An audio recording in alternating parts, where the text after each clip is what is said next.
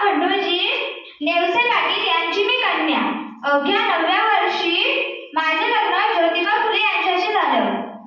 आणि हळूहळू मला कळायला लागलं की ज्या माणसाशी माझे लग्न झाले आहे तो कोणी साधासुद्धा माणूस नाही, तर जगाला ऊर्जा देणारा क्रांतिसूर्यच आहे. त्यावेळी बायकांना बंड परवानगी नव्हती. बाईच्या जातीने कसं चूल आणि मुलंच सांभाळावं, बाईच्या मुलीने कसं चूल आणि मुलंच सांभाळावं. उच्च नीच स्त्री पुरुष असा लय भेदभाव. पण याच्यावर एकच उपाय होता, शिक्षण.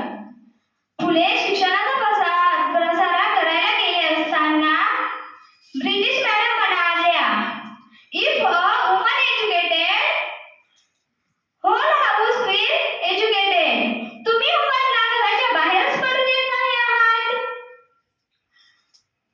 तुम्ही वुमनला घराच्या बाहेरच पडू देत नाही आहात. मिस्टर फुले सो मॅड. ज्योतिबा फुले घरी आले आणि माझा अभ्यास सुरू झाला.